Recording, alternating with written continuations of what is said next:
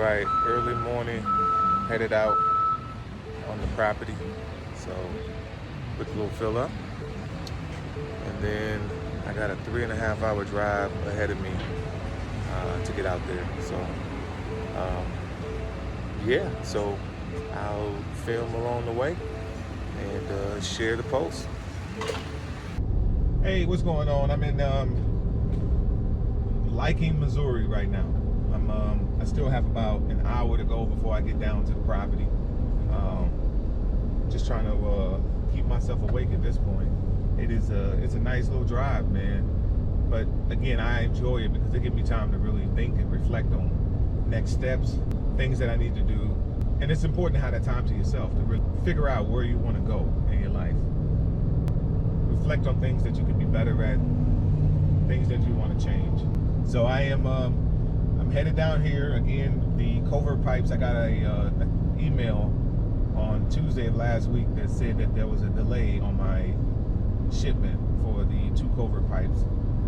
And then I almost forgot as I was driving down here to cancel the rock delivery that I had for the driveway. So I had to, I couldn't remember the name of the company or the phone number because, you know, your phone only stores so many phone numbers in it from previous calls. So I had to get on to Google and try to look up rock delivery in my area out here and was able to find the company and then cancel it. But luckily for me, they said they had a truck down, so they were delayed anyway. So I'm like, perfect. With that being said, I have to push it back until September. So I'll come back next month, and then we'll put the approach in because I could have still had the property cleared, some of the clearing done. Well, the guy was going to do the approach as well, so I didn't want him to just do the clearing and then not get the approach done. I wanted it done at the same time, and because I didn't want to pay him again because it's quite a bit of money for each time he comes down for a minimum of 2 days. So I wanted to make sure that I can maximize the money that I was paying and get both done at the same time. So with that being said, September is when I'll probably come back out before. Actually, as a matter of fact, my cousin and some friends of mine, we're gonna come back out here as a kind of like a guy's trip, and we'll bring the trailer, we'll bring the grill, we'll grill some food, we'll sit out here, we'll talk, we'll have fun, we'll shoot some weapons, and we'll have fun. So that's what we're gonna do probably in a couple weeks, and then in September, so I'll be back out. So right now, why am I going out? Because I'm approaching Houston right now, the town of Houston, but I'm the city of Houston. I needed to clear my head. I wanted to spend some time with myself, do some soul searching, if you will.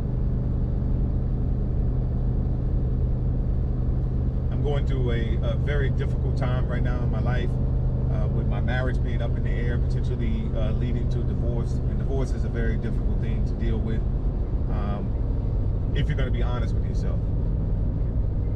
And it is a loss, so you're grieving a loss. Like it's just similar to a death. And then I think sometimes when you go through very difficult times like this, it's certainly for men. This is something me and my cousin talk about often.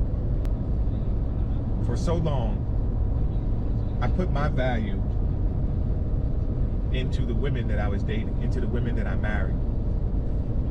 And for any man that's out there who does that, who's never been aware of it, that you're doing it,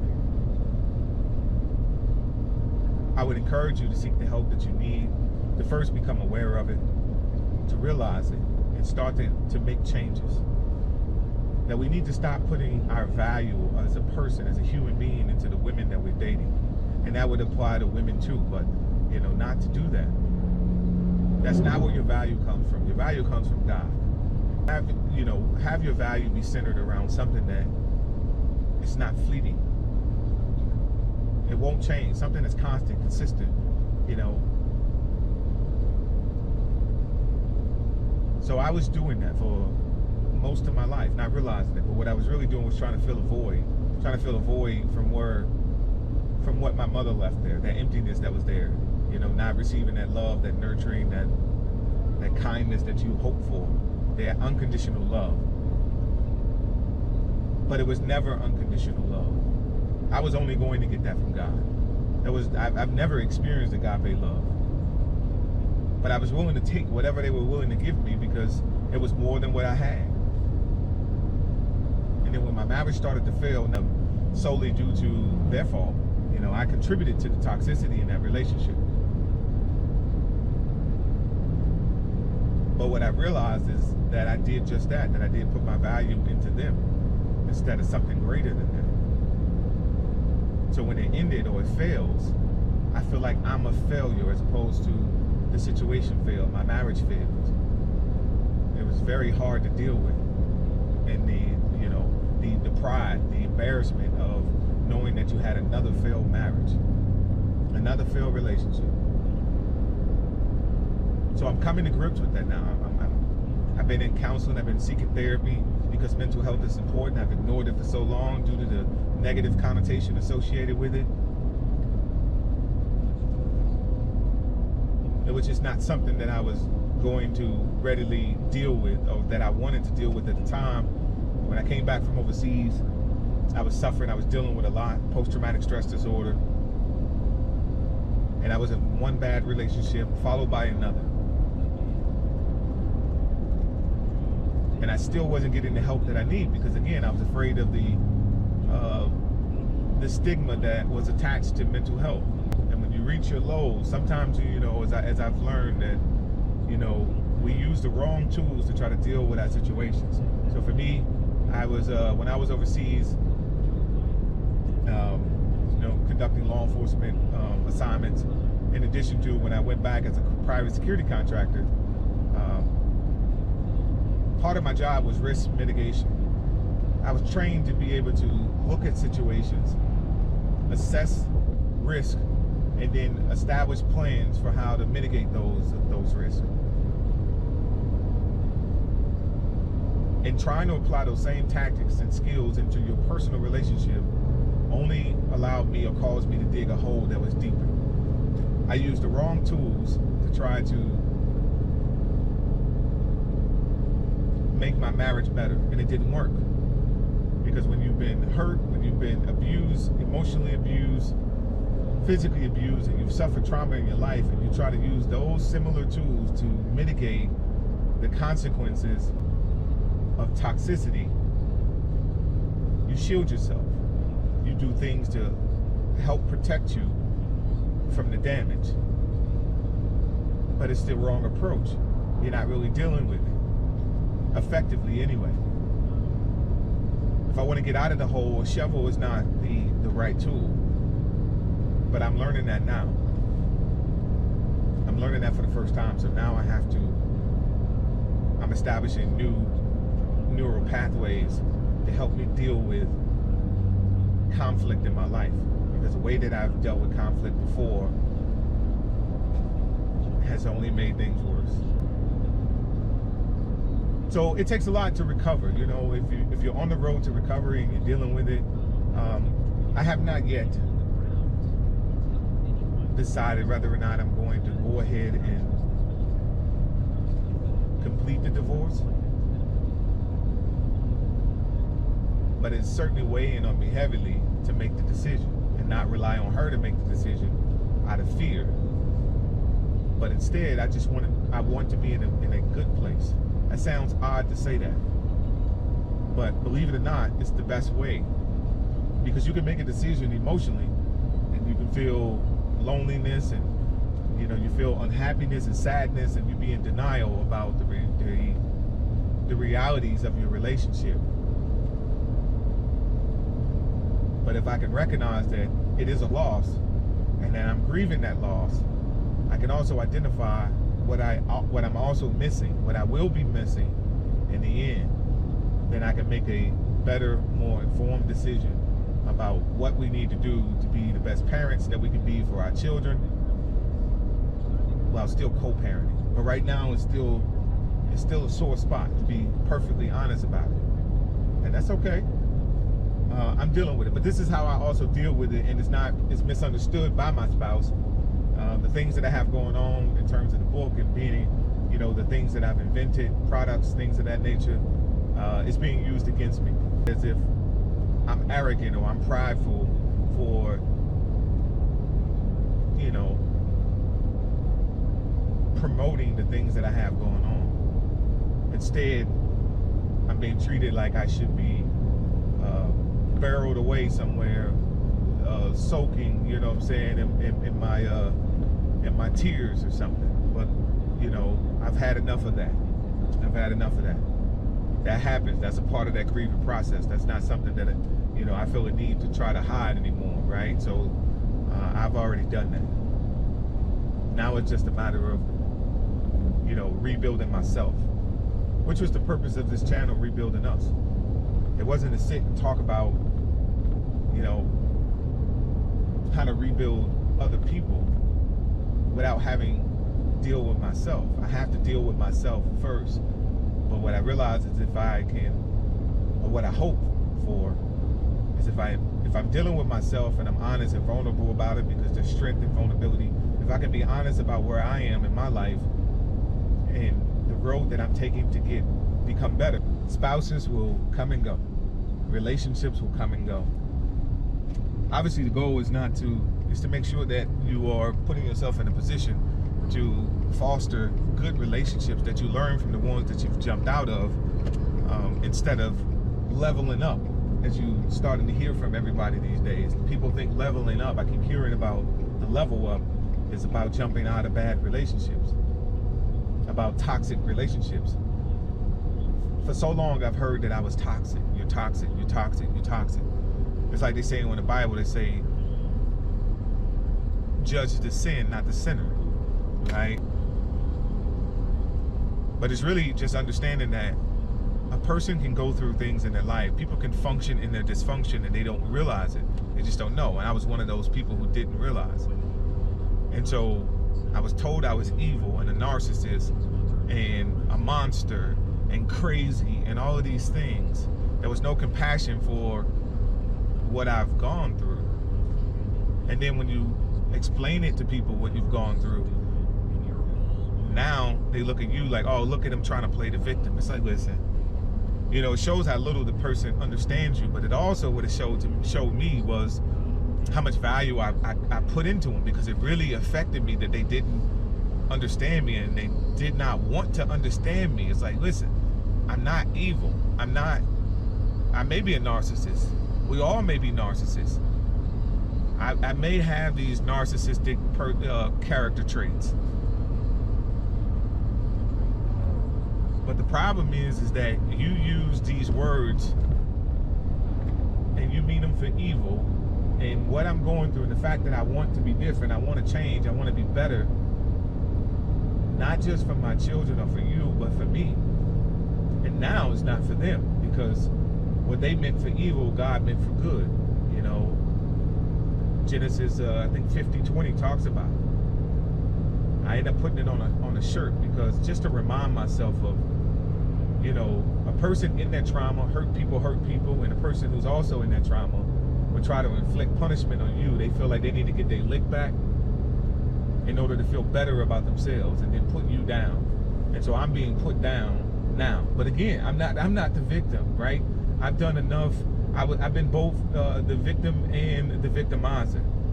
So it's not that I want people to feel sorry for me. That's not my goal. My goal is really to say that if you are this person and you're experiencing these things, you've experienced something similar, I want you to realize that what you're doing, realize what you contribute to the relationship, good and bad. But where you can fix yourself, the Bible says, boast not about your strengths, but your weaknesses. So where you can boost yourself up in identifying your weaknesses that you have and things that you can improve upon in your relationship, and do that. Don't get stuck off of all that you do. And I've done that for so long. Like, man, look, I thought I deserved that respect. I deserved that love in that relationship. And then I had to accept the fact that I'm not going to be heard, and I'm not going to receive the respect. So if you realize that, then you shouldn't stay in that relationship. And what you'll find is perhaps after you've accepted that and you move forward, and then you can at least commit to having at least a functioning relationship if you have to. And in my case, I have to because I have children, and it's my goal to be able to model the character that of the man I want my daughters to ultimately marry. I want them to see me as the example in terms of the character that they should look for. That's so important to me. And if my daughters can, at the very least, see their father coexist with their mother and at least see me treat her with respect that way, I may ultimately gain the respect. Perhaps it's too late, too little too late in terms of a relationship, but at the very least, I may gain the respect there. But that's not my agenda. My goal is simply to be a better person and give her that respect that I believe she deserves as being the mother of my children. But trying to pursue or trying to save a marriage where two people are not both committed, that's futile. I'm not going to put any more effort in that area of my life. I've done my share of hurt. I've caused my share of hurt towards her.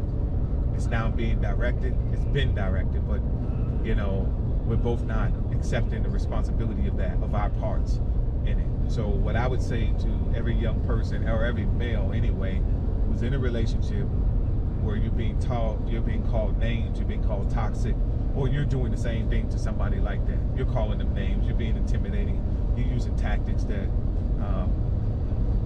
or there's character flaws, things that you need to change about yourself. First, accept your own responsibility for the things that you've done. That's first and foremost. And then we have to be willing to ask ourselves, why do we stay in these relationships? Stop calling that other person toxic and not recognizing what you've done to contribute to the toxicity in the relationship. And if it's something that you just realize, hey, listen, I'm not going to change. I'm not going to change for this person. Then you're better off leaving the relationship than further causing more harm. So I want to encourage everybody, anybody who is in that relationship, seek mental health. Let's take away the stigma of the negative connotation associated with mental health. It's very important. It can be freeing. It's freeing for me to recognize. And yes, you're going to be attacked. If you use it, if you go into it seriously and you think about, you go into it with an open heart and an open mind and wanting to change who you are, how you operate, learn more adaptive ways of dealing with the issues in your life, then you're going to be ridiculed about it. You're going to be told that you're psychoanalyzing, even when all you really want to do is be heard. And that's part of my problem. And that's why I'm accepting that I'm not going to be heard when I'm talking to the same person who doesn't respect me. You're not going to get it. So I have to just continue to build myself up, even when it appears that it's arrogance or it's prideful or it's anything else. And that's just what it is. Because you're not going to always be understood. And stop trying to force people to understand you. Be vulnerable enough to reveal it to the people that are close to you, the person who you need to reveal it to. And if it's not heard, you can't force them. You keep moving. You keep moving forward. Keep trying to progress. Keep trying to be better. So that's what I'm doing. So on this channel, it's about, one, rebuilding myself, inspiring, encouraging others to do the same who may be going through similar situations. And then it's living. It's doing things that I've always wanted to do. Some of the things I've always wanted to do was buy land. I purchased the land. I wanted to build on that land. It wasn't for all selfish reasons that I wanted to buy land and build on it. I was a ward of the state when I was younger. I come from a very broken home. come from a very damaging home, and I'm trying to heal from all of it. And so I wanted a property because I knew what it was like in high school, middle school, and how I hid the fact that I was in a group home, how I had to hustle in order to keep up and keep the shoes and the clothes that I wanted to wear, so people wouldn't know, that I wasn't loved, because that's how I felt. So I kept up a facade, an alternate personality for so long to throw people off about the insecurities and the depression that I was feeling for most of my life. And that ultimately manifested itself into my adult relationships, how I treated women, how I thought about women, and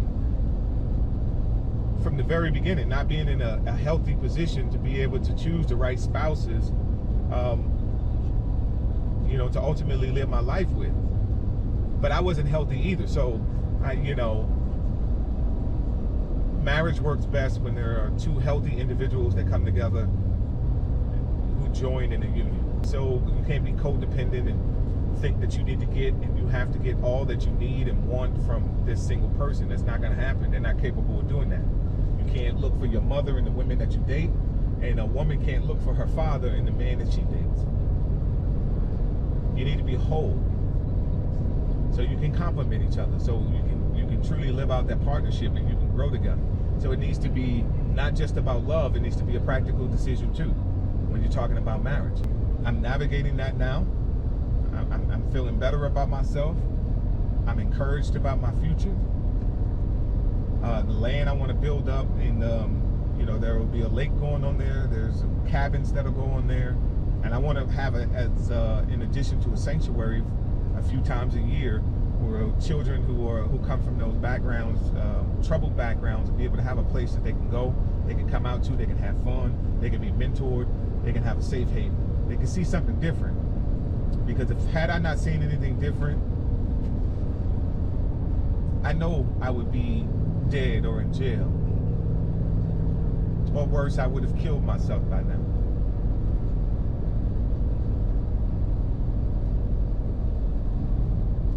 So I've had those dark periods in my life recently, and that's when I realized that I have to take my mental health seriously, because I was a walking mess. I'm a walking mess, and I'm trying to heal from it now. If you're suffering mentally, you don't feel your best, you feel like, suicide is the answer, it's not the answer. I was devastated when my cousin killed himself, and I've been suffering from it for a very long time, of having that feeling of not having that value, placing my value in the wrong things and in people, and that's the wrong answer. Feeling like nobody was there, nobody cared about me. I think all the time, if I had had the opportunity, I wish I'd had the opportunity to speak to my cousin before he killed himself. He killed himself a few years ago on Christmas. It was the worst. It was the worst day of my life, the worst year of my life. He was like a brother to me. He was more than just a cousin. Even when we had our periods of time where we didn't speak, there was always that love there for him. And I was devastated when he killed himself. And it's still hard today, because it's hard for me. I haven't even removed his name and number from my phone. And I've walked that path. I've been in this dark place for a very long time, and I wanted to kill myself. I've threatened to kill myself. And I think sometimes when people say it, when you have people who lack compassion for you, that their love isn't deep enough for you, they take it as if you're crying out and it's just for attention. But sometimes it's in preparation. Sometimes it's the build-up for what the person is planning to do. So if you have anybody in your life and they're thinking about suicide, they mention it, they talk about it, take it serious. Don't ever dismiss it. That's just attention. So perhaps it started at attention. That's just attention seeking. but they're crying out for something much greater. So don't ignore it. Don't ignore it. I thank God that, and I talk about this in my book, and in the ending, I address it. I address the thought process that I had and what I wanted to do at that moment. And I just thank God. I praise God that I didn't go through with it. I praise God that I had the strength to. Something held me back. Because my children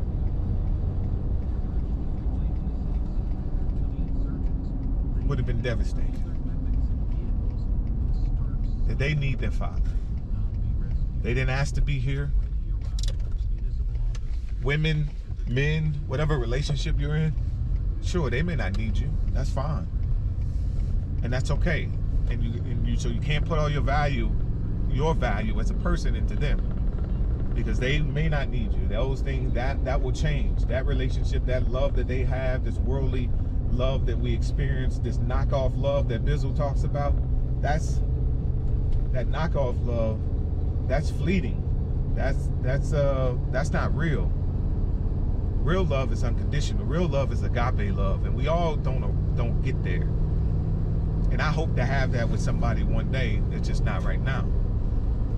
But I know that in order for me to be whole and to be able to even receive it, because it's hard for me to even receive love because I haven't had it. And then those that think that they were giving it to me, it was always inconsistent. It was always with conditions. But I don't blame them. I really don't. At this point in my life, I realize that they are just as damaged. And maybe there's not at the same level, but they have their own damage and their own demons that they're dealing with, and they don't know how to give you the love that you need. But you also can't expect somebody to pour everything into you. You have to be able to pour it into yourself. You have to find that inner strength and a peace, and know that there is a greater calling on your life, that God can soothe it all. And I've lived my life for so long putting it into my own hands. You know, I didn't grow up with a father in my life. So the idea that this being that I can't see loves me more than anything in the world, it's difficult for us to comprehend sometimes. It was difficult for me to comprehend, to accept it. And I think that works for many people, for women who don't have fathers in their life.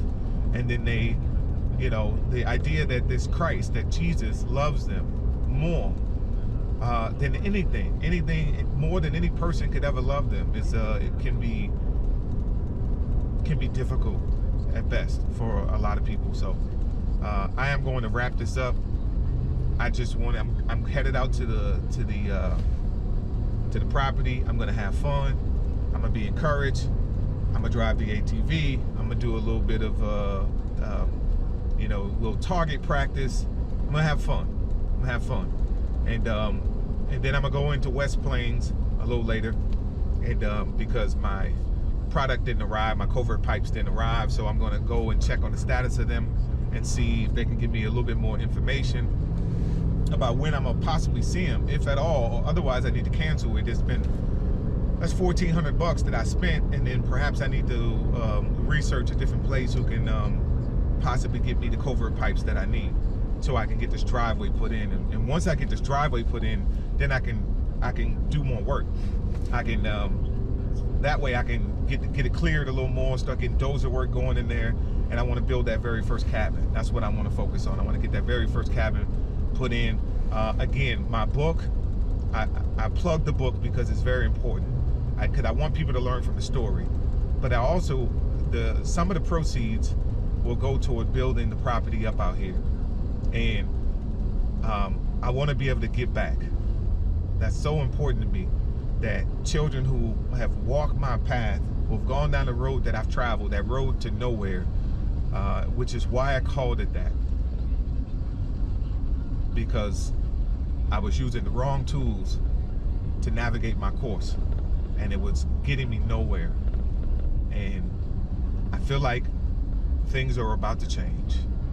I am hopeful. I am encouraged that God has a plan for my life, and it is about to change. So I will allow nobody, no one, to marginalize it. No one to make me feel like because I mentioned to you that I'm an inventor, that I'm an author, that I'm so prideful that somehow I believe you're gonna try to convince me that I believe that I'm better than you. Now, I don't believe I'm greater than you at all. I think my purpose is to inspire people on this earth. The primary purpose is to serve God, and admittedly, I have not done a great job at serving Christ. But I have a day. Today is the day I can be different. Today is the day that I can do something different moving forward to tomorrow. But my purpose, my second purpose, the goal that I've set for myself, and I feel encouraged, I feel motivated to do, is to inspire somebody else who is writing that book to write the book. Don't worry about what people are going to say about it. Don't worry about how people are going to feel about it. Write the book. If you have a product that you want to put out and you've been wasting time to do it, put it out. Send me a message. I can, if I can help you and whatever resources I can offer you, I want to help you do it. Stop sitting around procrastinating, twirling your fingers. Stop, telling yourself that you're not smart enough to write it. You don't know where to start. Just start talking. Pull up a camera, or the voice editing, dictation, or whatever on your computer, and start talking. Write the book that way. You got a product, you need help, you want some resources, maybe I can help provide that. Shoot me a message in the comments below. Tell me this is what you're trying to do. I don't need to know your product. I don't need to know what it does. Just tell me you have an idea, but you've been procrastinating about it. Or maybe you haven't and you just need the steps because you're not sure. Well, let me help you wherever I can to offer you some encouragement to go ahead and get that product started. I can tell you some companies to avoid. I'm having to sue a company right now because they don't value my business. I've given them almost, all this money, almost $20,000 to create a product for me from my vision, and then they treat it like they have no obligation to get things done in an efficient and in a timely manner. It's kind of like, well, we'll get it done when we get it done. Like, in what world do you live in? And it's been almost a year, and all I've received from them are photos. So again, I can tell you some companies to avoid.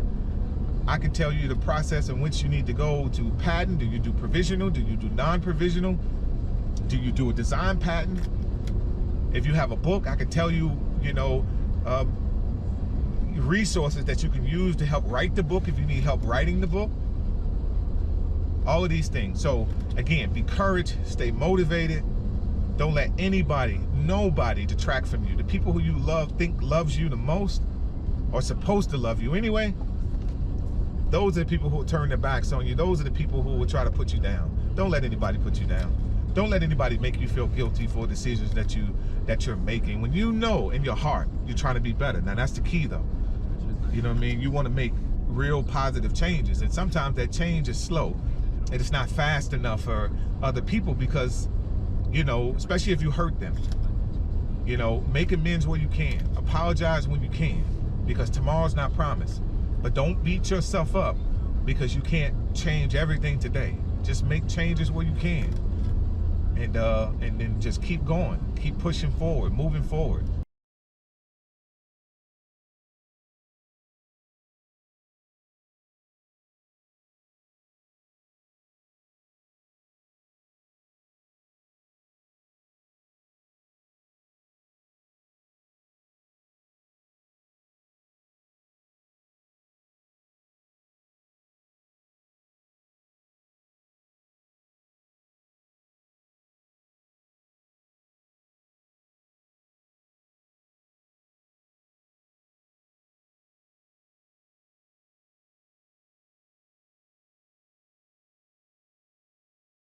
Can you stop and get some like watermelons or something? Oh, straight forgot. Straight forgot. No? Forgot. Yeah. Can't run the ATV down there? Yeah, I can.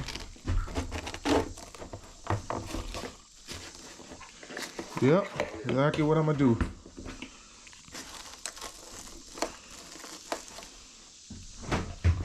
Oh, shit.